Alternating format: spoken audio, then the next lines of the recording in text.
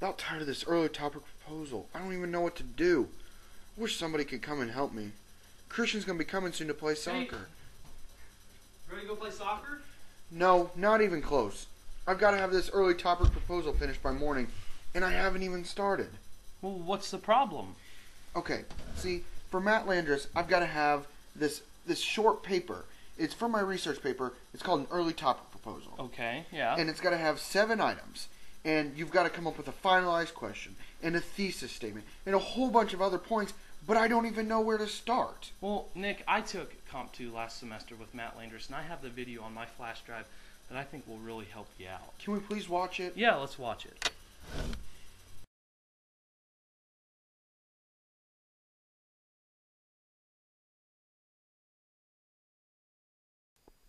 The early topic proposal is an assignment that gives you the opportunity to organize your thoughts and ideas before you begin your research, outline, and the paper itself. The proposal can be broken down into 7 sections. These are the narrowed topic, finalized controlling question, working thesis, intended audience, personal purpose for writing the paper, main ideas and issues to cover, and current questions and concerns. It is given in the second week of the project and forms the basis of your research paper. The first step is understanding the format. Let's look at an example. This is the proper format of an early topic proposal. First, your name should appear in the upper left, and directly underneath that should be the date that it is due, which goes in the order of day, month, and then the year. In the body of your proposal, your 7 sections should be bold and followed by a colon. In your main ideas and issues to cover section, it should appear as a bulleted list. Lastly, in the bottom right, you should have your word count. It needs to be 350 to 400 words, and this should appear in bold and all caps. Step 2 is focusing on your narrowed topic, finalized controlling question, and the working thesis. Beginning with the narrowed topic, this should be a brief overview of the issue your research paper will deal with. It should be a debatable topic, but not an overly used topic. The narrowed topic almost acts as a title and should not be in sentence form. The finalized controlling question is the question that you will answer in your research paper. You should avoid questions that contain bias, have an obvious answer, and that are out of our scope as students. You should also avoid a question that would set up your paper to be informative rather than analytical. Finally, your working thesis should directly answer your finalized controlling question. Think of your thesis as a claim that will be supported with research throughout your paper. Your thesis should be fairly specific. However, it should be broad enough so that you are able to meet the length requirement of your paper. Now let's look at helpful ways that Keys for Writers lists as a way to create your thesis. Page 20 in Keys for Writers lists 4 helpful ways to create a thesis statement. First, a generalization needing supporting evidence. Second, a thought-provoking or controversial statement. Third, a call to action. Or fourth, an analytical statement. Any of these 4 can be used to create an effective thesis statement. Now we will discuss step 3, your intended audience. Your intended audience is an important aspect which will ultimately dictate the way you write your paper. It's important that you choose a realistic audience. For example, it's unlikely that the president, local politicians, or even area citizens will read your paper. You should take into consideration what your intended audience already knows and what they will need to know. You should also be aware of their possible bias towards the topic and structure your paper accordingly.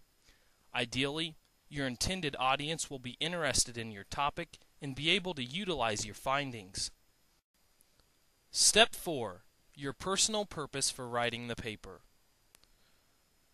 This is an area of your early topic proposal where you explain your connection to the topic of your paper. Here, you can discuss your personal experiences, your interest, or even your major as they relate to your topic. You will want to explain why you've chosen your topic, how it relates to you, and your initial opinions and views before you begin any research. Lastly, it's important to know that Matt Landris has noticed that when students are interested and engaged in their topics, their papers tend to express that enthusiasm. Step 5. Main ideas and issues to cover. Here is a crucial part of your proposal that should not be overlooked. As we already know, this section appears as a bulleted list.